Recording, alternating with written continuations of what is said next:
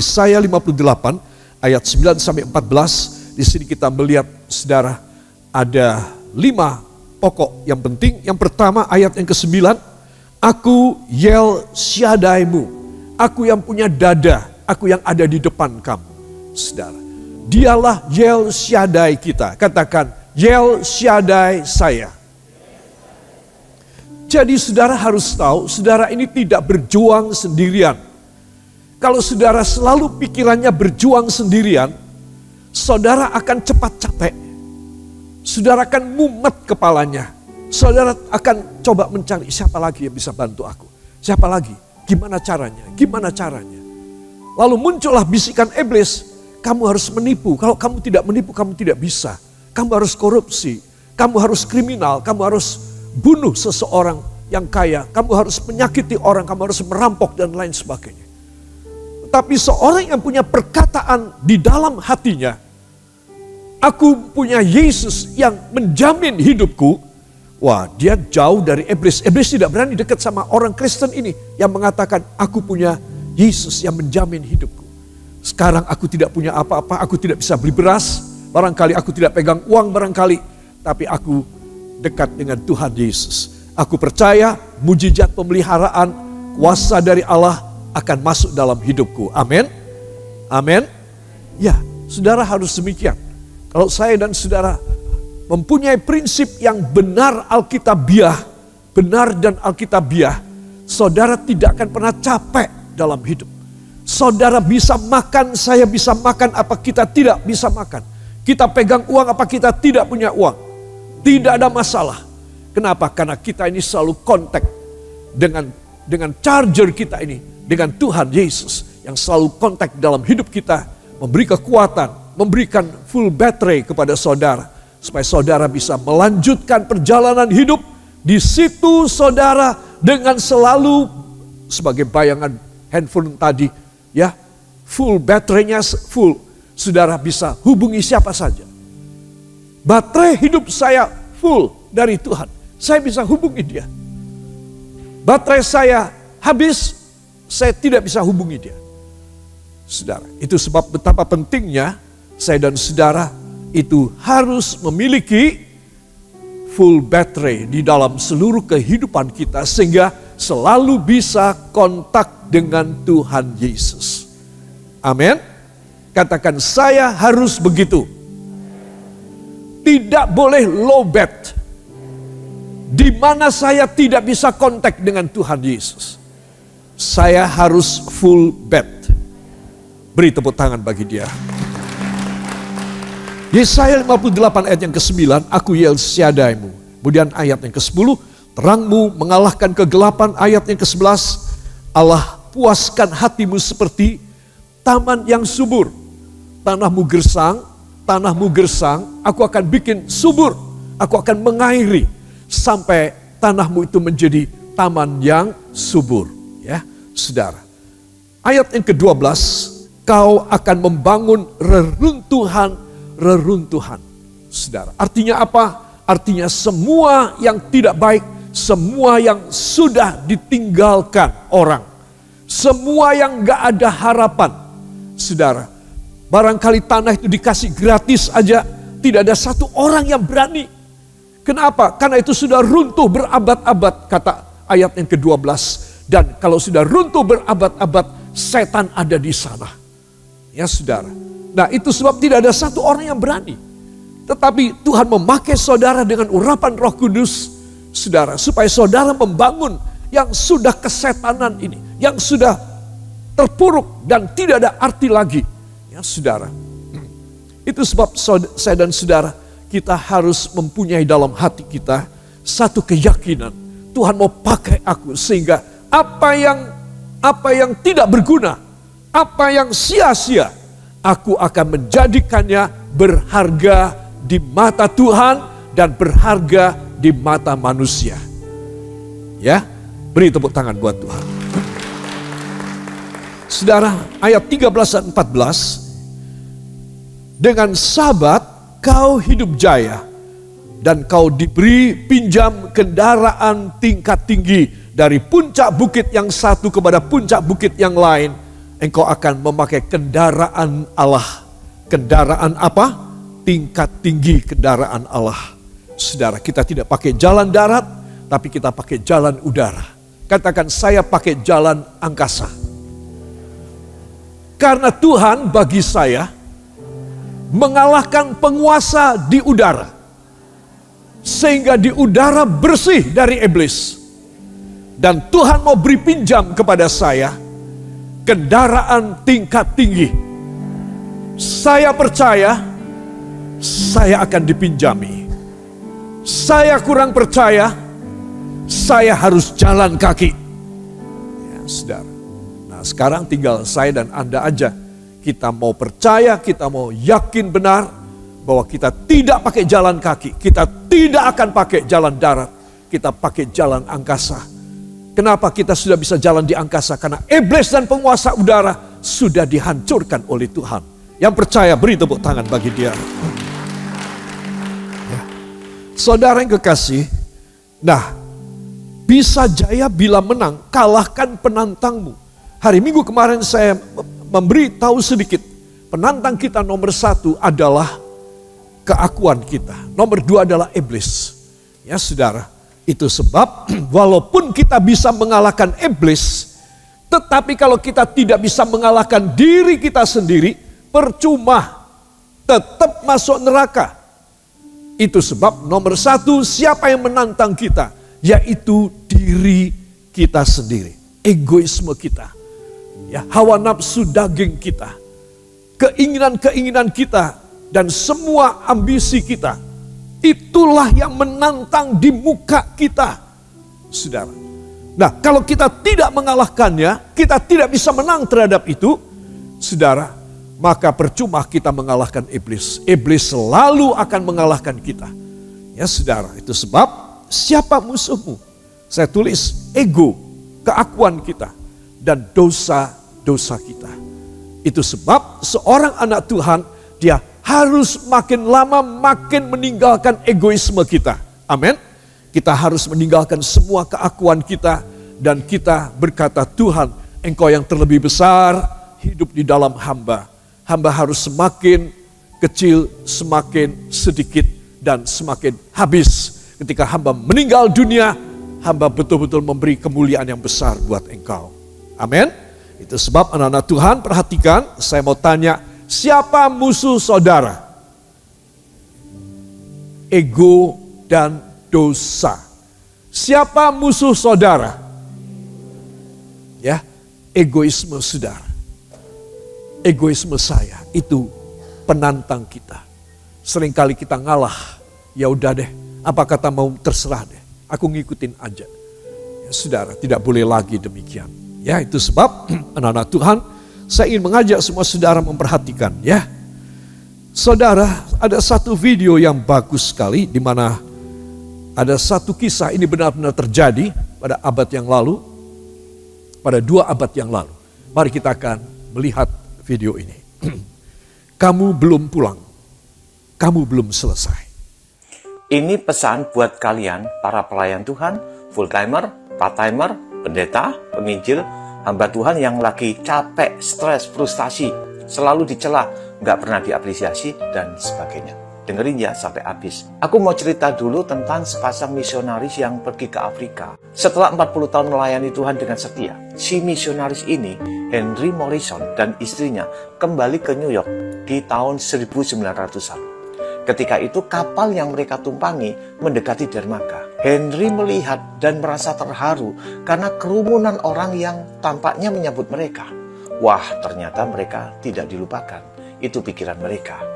Tapi rupanya di kapal yang sama ada Presiden Theodore Roosevelt yang kembali dari perjalanan berburu di Afrika. Dan orang banyak tadi mau menyambut Roosevelt, bukan si misionaris itu dan istrinya. Dan sambutan itu memang sangat meriah. Bendera berkibar, ada band yang menyambut, dan wartawan juga sudah siap dengan mic dan kameranya. Sementara itu, Henry dan istrinya berjalan perlahan tanpa diperhatikan oleh siapapun.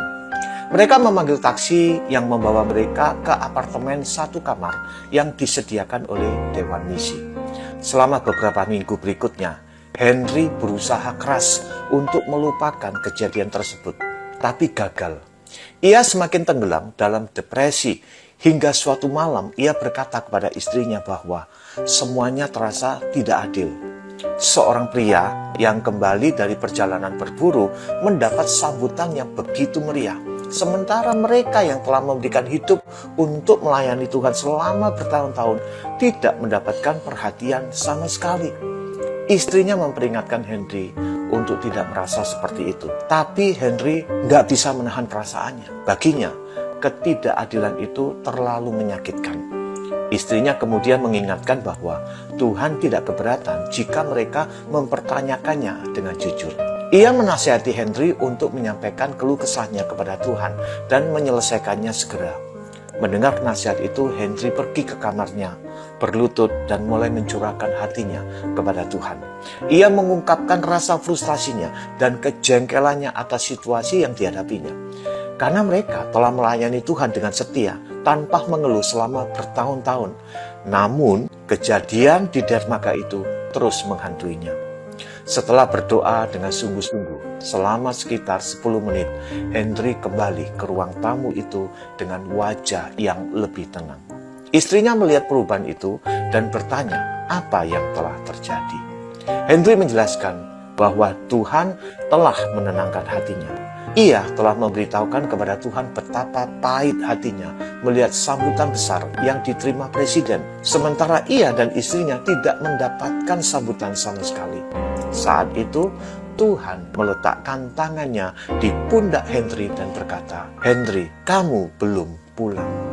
Satu kalimat ini ibarat air dingin yang menetes ke dalam hatinya yang panas karena amarah. Dengan pemahaman baru ini, Henry merasa damai. Ia menyadari bahwa sambutan sejati yang ia nantikan bukanlah di dunia ini, melainkan di surga kelak, rumah yang sebenarnya. Inilah janji Tuhan kepada orang-orang yang setia. Apa yang tidak pernah dilihat oleh mata, dan tidak pernah didengar oleh telinga, dan yang tidak pernah timbul di dalam hati manusia, semua yang disediakan Allah untuk mereka yang mengasihi Dia. Tugasmu belum selesai, kawan. Tanggung jawabmu masih belum beres. Kerjakan semua pelayananmu. Jangan kecil hati, apalagi mundur. Tuntaskan semuanya untuk kemuliaan Tuhan. Abaikan mereka yang tidak menghargaimu. Buang kekecewaanmu. Kalau kamu diremehkan selama ini, jangan kecil hati. Atau pelayananmu hanyalah dianggap tugas yang kata orang tugas yang kecil. Tapi di mata Tuhan tidak ada tugas kecil dan tugas besar. Tuhan melihat orang-orang yang setia. Dia menyiapkan penyambutan bersama para malaikat di surga kelak ketika kamu selesaikan semuanya. Tuhan Yesus memberkati kita semua. Beri tepuk tangan buat Tuhan. Saudara, indah sekali ya. Cerita ini kejadian benar tahun 1900-an. Ketika dua orang misioneri suami istri 40 tahun melayani, menyabung nyawa di Afrika. Dan ketika pulang dengan kapal, saudara, menuju ke New York, Amerika, di mana Dewan Misi yang telah mengutus mereka, dan 40 tahun mereka sungguh-sungguh mempersembahkan hidup mereka kepada Tuhan. Saudara tadi mendengar kisah ini, ketika tiba kapal itu berlabuh di pelabuhan di New York, maka apa yang terjadi? Mereka berdua melihat suami istri ini ada penyambutan yang luar biasa. Semua katakan GR. Ya, GR apa tidak? Ya, GR banget ya, saudara. Dan apa yang terjadi, saudara?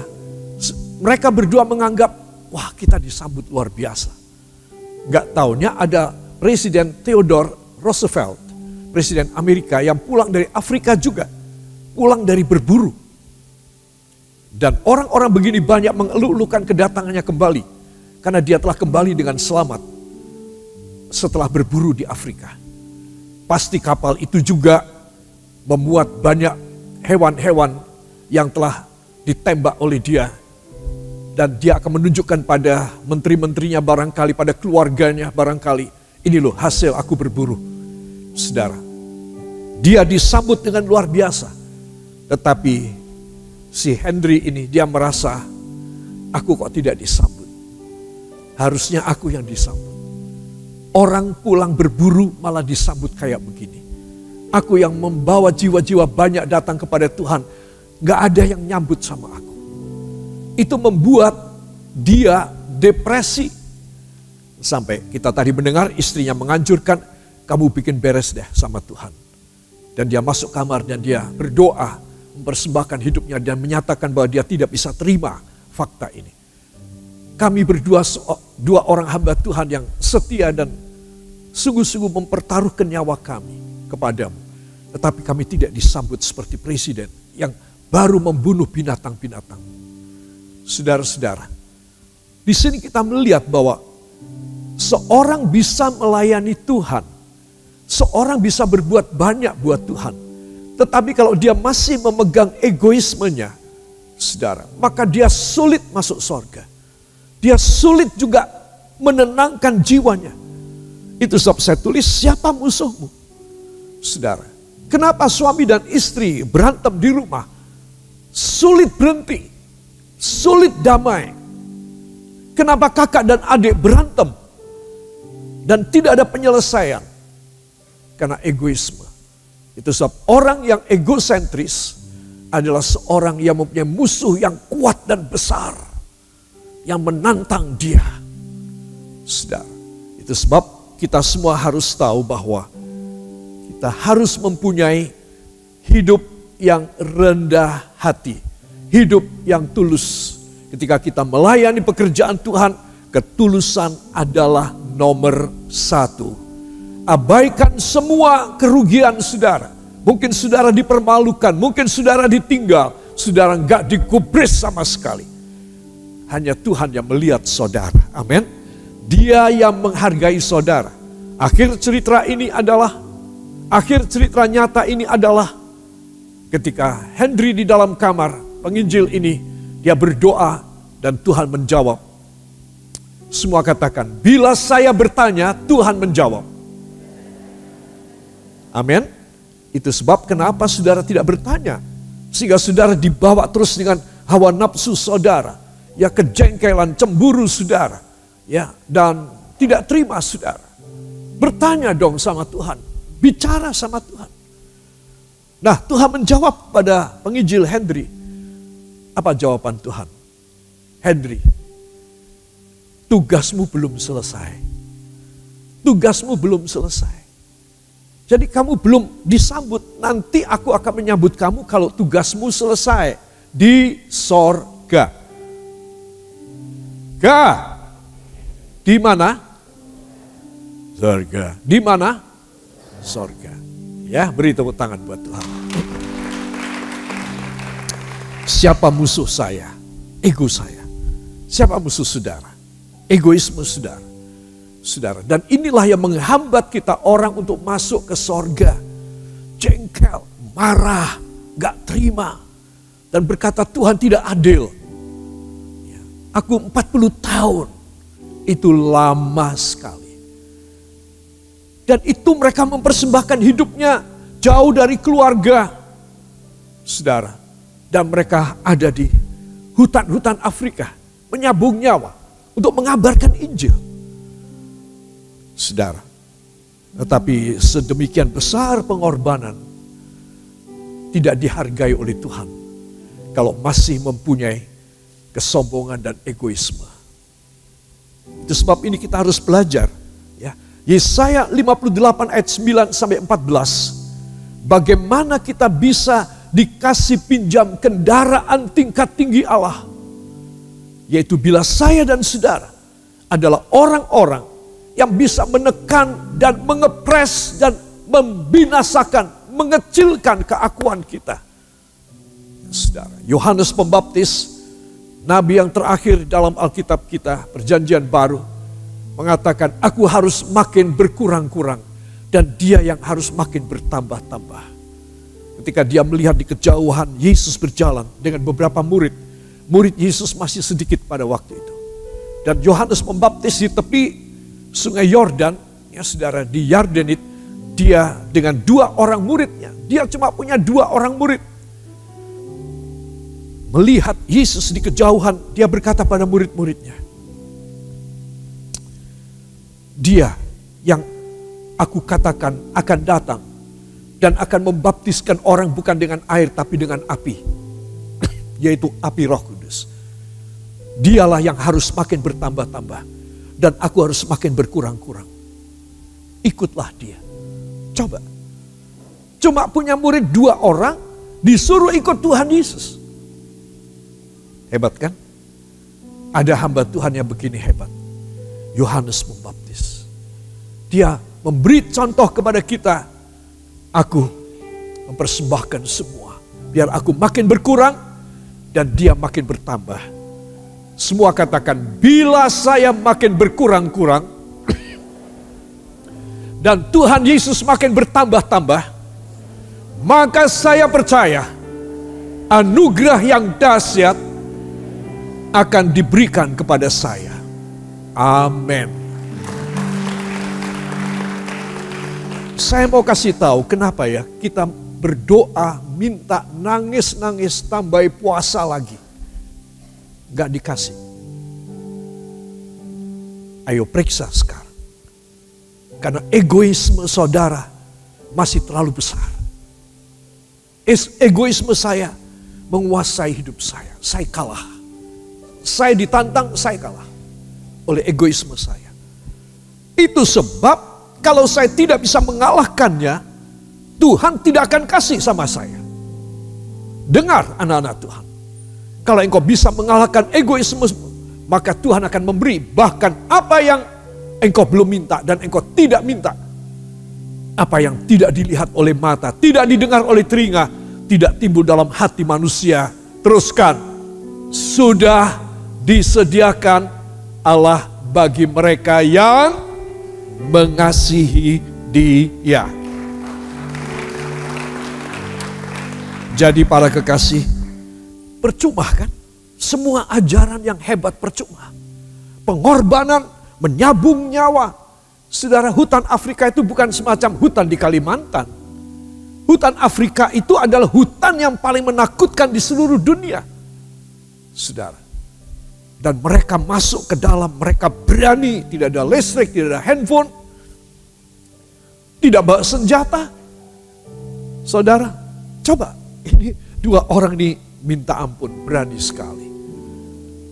Namun demikian, dia kalah dengan penantang di mukanya sendiri, yaitu egoismenya.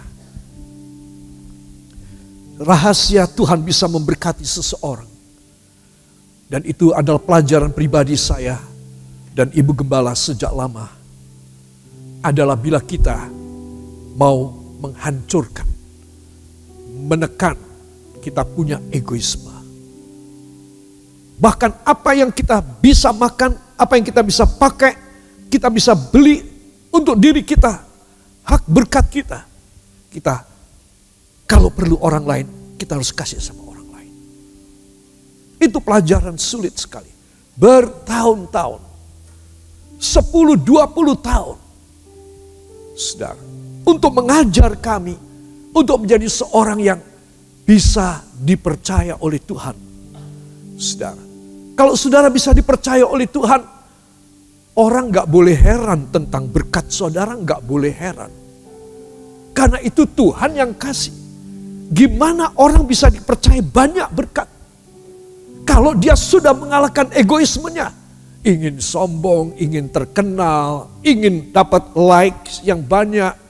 Ya saudara, ingin dapat followers yang banyak.